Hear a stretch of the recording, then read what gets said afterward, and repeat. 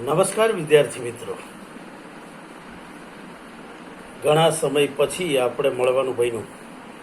લોકડાઉનના આ ત્રીજા રાઉન્ડમાં આપ સૌ કુશળ મંગળ અવસ્થામાં હશો એવી આશા છે. સરકાર દ્વારા વખતો વખત જાહેર કરવામાં આવતા નિયમોને પાળજો. સોશિયલ ડિસ્ટન્સિંગ જાળવીને બને ત્યાં સુધી ઘરમાં પુરાઈને રહેવું એ આપણા સૌ માટે આ સમય હિતાવહ છે. તો એ જાળવજો અને જ્યારે પણ તમને જરૂર લાગે ત્યારે ફોનથી, મેલથી, વોટ્સએપથી સંપર્કમાં રહીને તમને જે કંઈ પ્રશ્નો હોય એ પૂછતા રહેજો. આજે કેટલાક વિદ્યાર્થીઓએ અપેક્ષા એવી વ્યક્ત કરી કે વિશ્વ સાહિત્ય વિશે થોડીક વાત કરો, અને એના અનુસંધાને આજે થોડીક વાત કરીએ વિશ્વ સાહિત્ય. વિશ્વ સાહિત્ય વિશે અનેક મતાંતરો છે, કેમ કે વિશ્વમાં અનેક ભાષાઓ બોલાય છે, હજારોની સંખ્યામાં, અને બોલીઓનો તો પાર નથી. તો એમાં સર્જાતું સાહિત્ય સ્વાભાવિક જ જુદું પડવાનું, કારણ કે જુદી જુદી જીવનશૈલી, જુદા જુદા જીવન મૂલ્યો, જુદી જુદી ઈચ્છાઓ, અપેક્ષાઓ અને રહેન સહેન, આ બધું જ અસર કરતું હોય છે સાહિત્ય ઉપર. એટલે ક્યારેય એવું ના બને કે રશિયામાં લખાતા સાહિત્ય અને ભારતમાં લખાતા સાહિત્યમાં એટલું બધું સામ્ય હોય. પણ હા, એવું છે કે કેટલીક મૂળભૂત બાબતો છે જે દુનિયાના કોઈ પણ છેડે રહેતા મનુષ્ય માટે સમાન હોય. મૂળભૂત લાગણીઓ છે, સ્વપ્નો છે, ઈચ્છાઓ છે, આમાં ઘણું સામ્ય હોય છે, પ્રદેશ ભેદે છે. અને એના કારણે એમાંથી સર્જાતું સાહિત્ય ક્યાંક મળતું હોય એવું બને, ક્યાંક આદાન પ્રદાન આજે તો વધ્યું છે. આપણે સૌ જાણીએ છીએ કે આજનો યુગ એટલે દોડાદોડીનો યુગ. અનેક પ્રકારના વાહનો, અનેક પ્રકારે એકબીજાને હળવું મળવું, અને અનેક રીતે દેશાંતરો ચાલે છે, અનેક પ્રકારનું માઇગ્રેશન ચાલે છે, એક જગ્યાએથી બીજે જવાનું બને છે. અને પરિણામ એવું આવે છે કે એની અસર એકબીજા પર પડ્યા વિના રહેતી નથી. આવું પ્રાચીન કાળમાં બનતું, પણ એ સમયે પ્રાણીઓના આધારે મુસાફરી કરવાની રહેતી હતી, પગે ચાલીને મુસાફરી કરવાની રહેતી હતી. અને એ રીતે જોવા જઈએ તો અત્યારના પ્રમાણમાં ત્યારે મુસાફરી આટલી દૂર કરવી અને આટલી સરળ રીતે કરવી એ શક્ય નહોતું. પરિણામે એક સમાજ બીજા સમાજથી ભૌગોલિક રીતે તો દૂર હતો જ હતો, પણ વિનિમયની રીતે પણ ઘણો દૂર હતો. અને એના કારણે જુદી જુદા દેશોમાં જુદી જુદી જે સંસ્કૃતિઓ વિકસી અને એમાં કલાઓનો વિકાસ થયો, એ આગવી રીતે થયો છે. એટલે ગ્રીક કલાઓને જ્યારે આપણે જોઈએ ત્યારે એમાં શિલ્પ હોય, સ્થાપત્ય હોય, ચિત્ર હોય કે સાહિત્ય હોય, એની મૂળભૂત ધારણાઓ જુદી છે, આલેખવાની રીતિઓ જુદી છે, અને એ જ રીતે એની પાસેથી અપેક્ષાઓ પણ જુદી છે. તો ભારત કરતાં ગ્રીકનું સાહિત્ય જુદું પડે. એ રીતે તમે ચીનનું પ્રાચીન સાહિત્ય જુઓ તો ઘણી બધી રીતે તેની રહેન સહેન જુદી, ખાણીપીણી જુદી, સાંસ્કૃતિક મૂલ્યો જુદા, વિચારવાની પેટર્ન જુદી છે. તો એની અસર ચીની સાહિત્યમાં જુદી રીતે જોવા મળશે. એ રીતે જેટલી પણ સંસ્કૃતિઓ વિકસી છે, જાપાન જૂની સંસ્કૃતિ છે, કેટલુંક આપણને જુદા જુદા યુરોપના દેશોમાં જોવા મળે છે સાહિત્ય. તો એ બધા સાહિત્યનું પ્રાચીન જે રૂપ છે એ રૂપમાં તમને બહુ મોટો ભિન્નતા જોવા મળે છે. ક્રમશઃ માનવજાત એક જગ્યાએથી બીજી જગ્યાએ, કારણો જુદા જુદા હતા. ઘણીવાર યુદ્ધ કરી અને જમીન જીતી લેવાના ઈરાદાથી સમ્રાટો નીકળી પડ્યા છે. ઘણીવાર વેપાર વાણિજ્ય માટે નીકળી પડ્યા છે. ઘણીવાર સંશોધન વૃત્તિથી નીકળી પડ્યા છે. જ્ઞાન પીપાસાના કારણે પણ એમ થાય કે ચાલો પ્રદેશો જોવા છે અને એની સંસ્કૃતિઓને જાણવી છે. યુએન સાંગ ને એનું મોટું ઉદાહરણ છે, આપણે જાણીએ છીએ. તો પ્રાચીન કાળથી માણસ થોડો થોડો તો એકબીજા સાથે જોડાવાનો પ્રયત્ન કરે છે અને એના કારણો દરેક વખતે જુદા જુદા છે. તો એવા જુદા જુદા કારણોથી સંક્રમણ ચાલ્યું છે, પણ એ એટલું વ્યાપક નથી. પ્રમાણમાં છૂટક છૂટક, વેરવિખેર, અને એના કારણે એક વિશ્વ સાહિત્યની વિભાવના પણ નથી. સૌને પોતાનું સાહિત્ય છે, લોક સાહિત્ય છે, શિષ્ટ સાહિત્ય છે, પોતાના સ્વરૂપો છે, પોતાની સમજ છે, પોતાનું વિવેચન છે, સાહિત્યના સિદ્ધાંતો છે. તો આ બાબતોમાં આપણે પ્રાચીન કાળથી માંડી અને મધ્યકાળ સુધી જોઈએ તો ઘણું બધું ભિન્ન રીતેનું આલેખન થતું જોવા મળે છે. એની અપેક્ષાઓ પણ જુદી હોવાનું જાણવા મળે છે. એટલે આપણે પહેલાં એ જાણવું પડે કે અચાનક આ વિભાવના આવી ક્યાંથી? વિશ્વ સાહિત્ય જેવો વિચાર કેમ આવ્યો? તો એના કારણો પણ તમે જો જોવા જાઓ તો છેલ્લા 600-700 વર્ષના ઇતિહાસને તપાસીએ ત્યારે ખ્યાલ આવે છે. યુરોપમાં જેને રીબર્થ કહેવામાં આવે છે, નવજાગૃતિ કાળ, એ પહેલાંનો અંધકાર યુગ છે અને એ પહેલાંનો પ્રશિષ્ટ ક્લાસિક જેને કહેવાય મહાકાવ્યોનો યુગ હતો. ગ્રીક, સ્પાર્ટા જેવી સંસ્કૃતિઓ જ્યારે એના ટોચ ઉપર હતી, ભારતમાં પણ વેદો, ઉપનિષદો અને મહાકાવ્યો લખાવાનો ગાળો હતો. અને એ ગાળા પછી એમાં કશુંક એવું બન્યું છે કે જેના કારણે સાહિત્યમાં જે એક પ્રકારની પ્રશિષ્ટતા હતી એ વેરવિખેર થાય છે.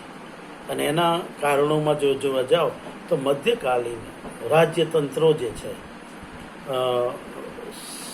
સુલતાનો અને રાજાઓ જે રીતે જમીન માટે બીજા તબક્કામાં યુદ્ધો કરે છે અને એની અસર સીધી જ જનજીવન ઉપર પડે, અને એ જનજીવન ઉપર અસરો પડવાના કારણે કલાઓનો વિકાસ રૂંધાય. આવું ઇતિહાસમાં વારંવાર નોંધાયું છે. શાંતિના ગાળામાં જેટલું કલા સર્જન શક્ય છે એટલું ક્યારેય વિદ્રોહના સમયે, રાજ્ય પલટાઓ વખતે અથવા તો એક બીજી પ્રજાઓના આક્રમણો વખતે શક્ય નથી. એટલે જે 1,500 વર્ષના ઇતિહાસમાં જે ધર્મોનો વિકાસ થાય છે, નવા ધર્મો આવે છે અને એ પોતાના ફેલાવા માટે રાજ્યાશ્રય લે અને ગ્રંથો કરતાં શસ્ત્રો પર ભાર મૂકે, એવો સમય આપણે જોઈ શકીએ છીએ. અને એ મધ્યકાળ, એના કારણે કલાઓને રૂંધાવવું પડે છે અને એમાંથી મિલ્ટન જેવા કવિ પ્રગટે અને ફરીથી પુનઃ જાગરણ તરફ વળે છે. પ્રમાણમાં સલ્તનતો, રાજ્યોની સીમાઓ પણ સ્થિર થાય છે. પ્રજામાં એક પ્રકારની અવેરનેસ આવે છે. ઇંગ્લેન્ડ અને યુરોપમાં આપણે જોઈએ તો નવી નવી યુનિવર્સિટીઓની સ્થાપના થઈ છે.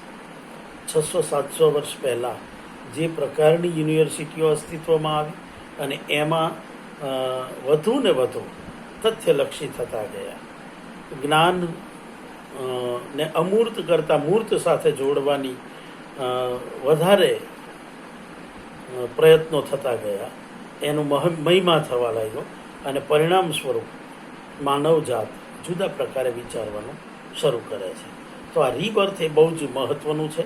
અને રીબર્થમાં આપણે જાણીએ છીએ કે એના આરંભે જ માનવજાત એક સ્ટેપ આગળ વધે છે. એ છે ખેતી, પાણી, પૈડું, અગ્નિની શોધ. આ બધું આપણે સદીઓ પહેલાં હસ્તગત કરી લીધેલું માનવજાતે.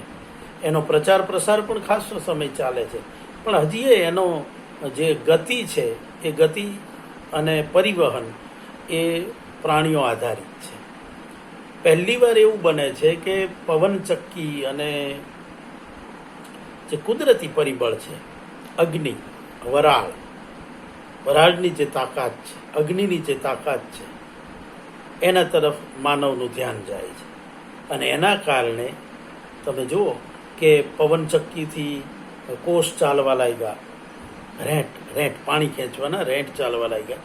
અને બીજી બાજુ પવનચક્કીથી ઘઉં દળાય, લોટ દળવાની આખી પ્રક્રિયા શરૂ થઈ, પાણી દૂર સુધી પહોંચવા લાગ્યું. એના કારણે ધીમે ધીમે ગામડાના બદલે નગરો બનવાની શરૂઆત થઈ. નગરોના મૂળમાં પણ આ જ છે કે એમાં કુદરતનો આધાર છોડી અને યંત્ર, એ સમયની યંત્રોને જો જોઈશું તો પ્રમાણમાં બહુ સરળ અને પ્રાથમિક છે, પણ એવા યંત્રોની શોધ શરૂ થઈ ગઈ છે. અને ઘોડાની શક્તિનો પણ પૂરેપૂરો ઉપયોગ થાય, બળદની શક્તિનો પૂરો ઉપયોગ થાય, ખચ્ચરોની શક્તિનો પૂરો ઉપયોગ થાય, એ માટેના જે સાધનો છે, બળદગાડા હોય કે ઘોડાગાડી હોય કે એ બગી બની, એ જે વિક્ટોરિયા ને એ રીતે આપણે ઓળખીએ છીએ એ પ્રકારનું, જેની અંદર ઉર્જામાં ઘર્ષણ ઓછું થાય અને એની ઉર્જાનો મેક્સિમમ ઉપયોગ થાય અને એ ગતિમાં પલટે, એવા પ્રકારના પ્રયત્નોથી પાટા ઉપર ઘોડાગાડી દોડાવવી, જેથી ઘોડાને શ્રમ ઓછો પડે અને ગતિ વધારે મળે. તો માનવ આ રીતે ગતિ ઉપર વધુ ને વધુ વિજય મેળવવા માટે એ પ્રયત્નશીલ થાય છે. બીજી બાજુ એ પણ આપણે જોઈ શકીએ કે એમણે બીજો જે પ્રયત્ન કર્યો એ કોઈ પણ વસ્તુને પ્રકૃતિના સીધા આધાર લેવાના બદલે એમાંથી એના તત્વોને સમજવાનો પ્રયત્ન શરૂ કર્યો. એટલે આપણે જે ઔષધો છે એની અંદર પણ ફેરફાર આવ્યા.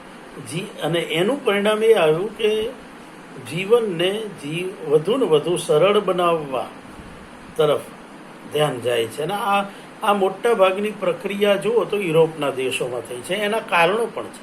યુરોપને મળેલો એન્વાયરમેન્ટ, એમની આસપાસ રહેલો સમુદ્ર, એમનું જે વાતાવરણ છે એ સૂર્યપ્રકાશ આપણા મુકાબલે બહુ ઓછો, સંઘર્ષો આપણા મુકાબલે વધારે છે, ઋતુઓ પણ આપણા જેટલું વૈવિધ્ય નથી ધરાવતી. એટલે ખેત પેદાશ પ્રમાણમાં ચોક્કસ પ્રકારની ખેતી, ચોક્કસ પ્રકારનું ત્યાં સંસાધનો મળે છે. પરિણામે એને જીવનને ટકાવવા, વધારે સરસ બનાવવા માટે થઈ અને ક્યાંક બીજે જવું પડે છે. અને એના કારણે એક સાહસનો ગુણ ખીલે છે. સમુદ્ર સાથે બથોડા લેવાનું શરૂ કરે છે તો એ પવનની શક્તિનો ઉપયોગ કરે, હલેસા મારવાની જગ્યાએ સઢનો ઉપયોગ કરતા થાય. તો આ બધી જે પ્રક્રિયા શરૂ થાય છે છેલ્લા 700-800 વર્ષમાં થઈ, અને એમાં બે વસ્તુ ઉમેરાઈ. એક વૈચારિક ક્રાંતિ. વૈચારિક ક્રાંતિ પણ જુદા જુદા ફેઝમાં આવતી જાય છે. એમાં શરૂઆતમાં જો જુઓ તો ફિલોસોફી એટલે કે જીવ જગત અને ઈશ્વર વિશેની જે વિચારણા હતી એ ત્રીજા છેડાને શંકાથી જોવાની શરૂઆત પણ આ ગાળામાં થાય છે. હજી એટલી પ્રબળ નથી, પણ એટલી એને ખબર પડે છે કે રોજિંદા કામમાં ઈશ્વર આવીને મદદ નહીં કરે, આપણે જાતે કરવી પડશે, આપણે જાતે કશુંક શોધવું પડશે. આપણા જીવનને જો વધારે આરામદાયક બનાવવું હશે તો આપણે એને કોઈક રીતે એને હસ્તગત કરવી પડશે. અને એટલે માનવ વધારે ને વધારે જુઓ તો પોતાના ઉપર આધાર રાખવા લાગ્યો છે. અને એની સીધી અસર આપણી ઘણા બધા સંશોધનો ઉપર પડ્યા છે. શેક્સપિયરને એ જે આવે છે 14મી-15મી સદી, એણે ફરીથી અનુસંધાન સાધ્યું છે ક્લાસિક લિટરેચર સાથેનો. સ્વરૂપોમાં પરિવર્તનો આવે છે. આપણે સાહિત્યની જ જો વાત કરીએ તો એણે ગ્રીકના કેટલા બધા જાણીતા પાત્રોને લઈ અને નાટ્યકૃતિઓનું પુનઃસર્જન કર્યું છે. શેક્સપિયર સિવાય ઘણા બધા નાટ્યકારો છે, ઘણા બધા એ સમયે નવલકથાઓ લખનાર છે અને બીજા સાહિત્યકારો છે. એ બધા વર્તમાનને આલેખવા માટે પ્રાચીન કથાઓનો આધાર લેવાની શરૂઆત કરે છે અને આ બાબત પણ સાહિત્યને એક નવી રીતે નવા દ્રષ્ટિકોણ સાથે અને મજબૂત રીતે પુનઃ મૂકવાનો પ્રયત્ન શરૂ થઈ જાય છે. નવા નવા સ્વરૂપો આવ્યા. ડોન ક્વિક્ઝોટ જેવી કૃતિ, મિલ્ટનના કાવ્યો કે શેક્સપિયર, તો આ બધા તમે જુઓ કે એમના કોઈક ને કોઈક એવા પરિમાણો ઉમેર્યા છે જેણે સાહિત્યને નવી રીતે વાંચવા, નવી રીતે જોવા માટે મજબૂર કર્યા છે. તો આ શરૂઆતના ગાળામાં આ બાબત મહત્વની બની રહે છે.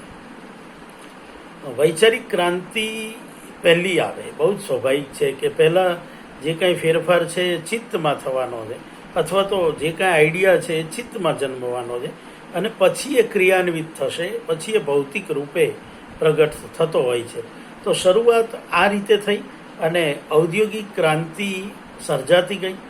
જુદા જુદા પ્રકારના વસ્ત્રો બનાવવાને શાળ બનવા લાગ્યા, મતલબ મિલ, વરાળ યંત્રો આવે છે. અને એમાં સૌથી મોટી જે બે શોધ છે એણે જગતને બિલકુલ બદલી નાખી. એમાં સૌથી પહેલું જો નામ આપણે લેવું હોય તો એ છે છાપખાનું. પહેલી વાર કુરાન છપાયેલું. એ છાપવાનું યંત્ર શોધાયું, એણે માનવ જાતને બહુ જ મોટો ધક્કો આપ્યો છે, પોઝિટિવ ધક્કો આપ્યો છે. જ્ઞાનના પ્રચાર પ્રસાર અને અનેક કોપી બનવા સુધી, અનેક લોકો સુધી પહોંચવાનું એક મોટું કામ જો કોઈએ કર્યું હોય તો એ છે આ છાપવાના યંત્રોએ. તો છાપવાના યંત્રો આવવાના કારણે સાહિત્યને એક જુદા પ્રકારની દિશા મળી. જે કંઠોપકંઠ ચાલતું હતું, જે એક નકલની હાથે બેસી અને હસ્તપ્રત બીજી બનાવવા, એમાં જે શ્રમ અને શક્તિનો વ્યય થતો હતો, સમયનો વ્યય થતો હતો, એમાં બહુ જ મોટો બદલાવ આવ્યો. ખાલી શક્તિની વાત નથી, એમાં બીજો બદલાવ એ આવ્યો કે એ એક ટેક્સ્ટ બની ગઈ, ફિક્સ. લેખકને જે કહેવું છે એ એકવાર છપાય એટલે ફિક્સ થઈ જાય છે. એ પહેલાં એવું શક્ય નહોતું બનતું, કારણ કે વચ્ચે લઈયો હતો. એ પોતાના મગજથી કંઈક ઉમેરણ કરી દે, અથવા તો કંઈક કાટછાટ કરી લે, એડિટ કરે. એની સમજ જુદી છે, ક્ષમતા જુદી છે. તો આવા બધા પ્રશ્નો હતા, એ અલગ મુદ્દો છે, એટલે એમાં નથી આપણે જતા. પણ જે મોટો બદલાવ આવ્યો એ આ છાપ કામના કારણે. અને સાહિત્યને તો સૌથી મોટી અસર પાડી હોય તો એ આ છાપકામના યંત્રો છે. અને બીજી જે મોટી વાત બની એ ટપાલ અને વર્તમાન પત્રો સમૂહ માધ્યમ તરીકે ઉભરી આવે છે. સંદેશાઓની આપલે કરવી, અને એ આપલે કરતી વખતે બહુ જ સીધી વાત છે કે એ સ્થાનિક લેવલે આપલે હોય ત્યાં સુધી બહુ પ્રશ્ન એટલે નથી આવતો કે એક ભાષા હોવાની. પણ દરેક વખતે એવું નથી બનતું. એક પ્રદેશનો વેપારી બીજા પ્રદેશના વેપારી સાથે વાત કરવા માગે છે ત્યારે એની પાસે ભાષા કોમન છે એવું નથી, ભાષા જુદી હોવાની. અને એના કારણે એણે જે એક અનુવાદની પ્રક્રિયા તરફ જવું પડે, અથવા તો કોમ્યુનિકેશન માટે કશું બીજું કંઈક શોધવું પડે, એવું બનતું ગયું. અને એમાંથી રસ્તાઓ કાઢતા ગયા. તમે વિચાર કરો કે બહુ દૂરની વાત ના કરીએ, અને અંગ્રેજો 1600માં જ્યારે આવે છે આપણે ત્યાં વાસ્કો દી ગામા, તો એ વાસ્કો દી ગામાએ કાલિકટ બંદરે ઉતર્યા પછી એના રાજા સાથે જે વાત કરવી હતી, તો કોમ્યુનિકેશન માટે કશું કરવું પડ્યું હશે. આનાથી જન્મી અનુવાદની પ્રવૃત્તિ. એક અર્થમાં અનુવાદ, ભલે અત્યારના જે પ્રકારના અનુવાદનું આખું શાસ્ત્ર છે એવું નહોતું, પણ કોમ્યુનિકેશનનું શાસ્ત્ર. એ કોમ્યુનિકેશનની ભાષા એક રચવી પડતી હોય છે. કોઈ પણ બે જુદી જુદી ભાષાના ભાષકોની વચ્ચે આપલે કરવા માટે એ ટાઈમે આ પ્રયત્નો શરૂ થઈ જાય છે. અને એ પ્રયત્નોએ પણ સાહિત્યને બહુ જ મોટી અસર પાડી છે. બીજું કે એક જગ્યાએથી બીજી જગ્યાએ, ભલે એ વેપાર માટે જતા હોય, એ રાજ્યના વ્યાપ માટે જતા હોય, કે પાદરીઓ કે મૌલવીઓ કે બીજા કોઈ પણ, એ જ્યારે ધર્મના પ્રચાર માટે જતા હોય ત્યારે એમણે પણ એ જે પ્રદેશમાં જાય છે ત્યાંની પ્રજાની સાથે કોમ્યુનિકેશનનો સેતુ રચવો પડે છે.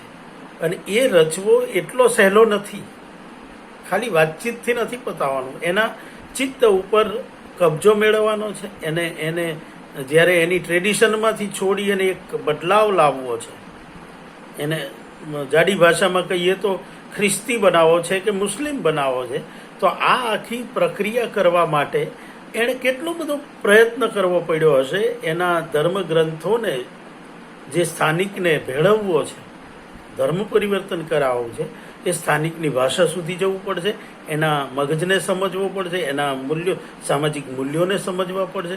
એ બધી પ્રક્રિયા આ આખા ગાળામાં થઈ છે. અને એ પણ વિશ્વ સાહિત્યની ભૂમિકા રચવામાં એક મોટું પરિબળ બની રહે છે. તો એક બાજુ આ પ્રકારના સાધનો, આ પ્રકારના એકબીજાના સંપર્કો ઉપયોગી બને છે. અને બીજી બાજુ તમે જો જોશો તો ખ્યાલ આવશે કે આની સમાંતરે જ માનસશાસ્ત્ર, ફિલોસોફીનું એક પાર્ટ હતું એક સમયે, એ માનસશાસ્ત્રની શાખા પણ વિકસવાની શરૂઆત થાય છે. વિચાર સરણીની રીતે પણ આપણે જો જોઈએ તો આદર્શવાદ પ્રમાણમાં ઝાંખો પડવા લાગે, એના બદલે વાસ્તવવાદી વિચારોનો એક આખો યુગ આવે. નો ડાઉટ એની અંદર પણ એક ક્લાસિક, એક જાતની પ્રશિષ્ટતા પણ છે, પણ ધરાતલ ઉપર આવવાની શરૂઆત તો થઈ છે. સમસ્યાઓને સમજવી અને વાસ્તવિક રીતે સમજવી, એના ઉકેલ પણ કાલ્પનિક નહીં, અમૂર્ત નહીં, મૂર્ત હોય, દેખાય એવા હોય, જાડા હોય, એવા પ્રકારની સારવાર, એટલે કે medical treatment, education system, political system, લખવાનું અને બીજી કોમ્યુનિકેશનના રીતો, વેપાર વાણિજ્ય, તો આ બધાના માધ્યમ માટે એક જાતનું, એક જુદા પ્રકારનું, પહેલાં નહોતું એવું પ્રવૃત્તિઓ માનવ જાતને કરવી પડે છે, કરી છે. અને એનું પરિણામ આપણને ધીમે ધીમે કોન્ક્રીટ રૂપે મળતું જાય છે. એમાં 2-3 રીતે જોઈ શકાય. પ્રાચીન કાળના સાહિત્યમાં પણ આપણે જાણીએ છીએ